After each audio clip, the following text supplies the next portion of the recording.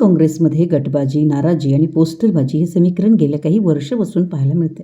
पुन्हा एकदा काँग्रेसमधील नाराजी चव्हाट्यावर आली असून काँग्रेसचे पुणे प्रभारी असलेल्या बंटी उर्फ थतेज पाटलांच्या विरोधात पुण्यात पोस्टरबाजी पाहायला मिळते. नुकतेच पुणे शहरामध्ये नव्यानं पुणे शहराध्यक्षाची निवड करण्यात आली. इतिहासात पहिल्यांदाच काँग्रेसनं शहरासाठी 2 शहराध्यक्ष निवडले असून प्रशांत जगताप आणि दीप्ती चौधरी या दोघांनाही ही जबाबदारी वाटून दिली आहे. मात्र या नियुक्तीनंतर काँग्रेसमधील काही गटांमध्ये नाराजी असल्याचं पाहायला मिळत आहे. महापालिका निवडणुकीपूर्वी नुकतेच काँग्रेसमध्ये दाखल झालेल्या प्रशांत जगताप यांना थेट शहराध्यक्ष केल्यानं ही नाराजी असल्याचं सांगितलं जात आहे.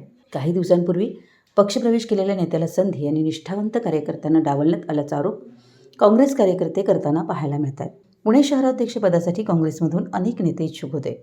त्यामध्ये प्रामुख्याने माजी राज्यमंत्री रमेश बागवे, यांचे पुत्र अविनाश बागवे यांचा देखील समावेश होता. बागवे यांच्यामार्फत तत्कालीन शहराध्यक्ष असलेल्या अरविंद शिंदे यांना बदलावं यासाठी मोठ्या प्रमाणात प्रयत्न करण्यात आल्याचं पाहायला मिळालं आहे. अनेकदा बागवे यांच्या नेतृत्वाखालील शिष्टमंडळ केंद्रातील आणि राज्यातील वरिष्ठ नेत्यांना भेटून शहराध्यक्ष बदलाची मागणी करताना पाहायला मिळालं. मात्र जेव्हा शहराध्यक्ष बदलले गेले तेव्हा बागवे यांनी डावलल्यानं ते नाराज असल्याचं सांगितलं जात आहे.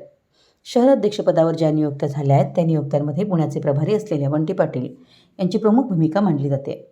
त्यामुळे त्यांच्या विरोधात काँग्रेसमधील नाराज कार्यकर्ते रोष व्यक्त करताना पाहायला मिळतात. पुण्यातील मध्यवर्ती भागामध्ये त्याबाबतचे पोस्टर लागल्याचं पाहायला मिळतंय.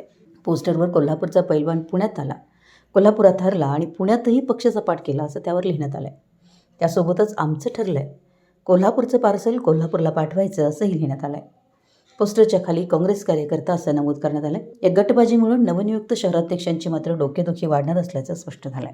पुणे प्रतिनिधी, मराठी एस न्यूज.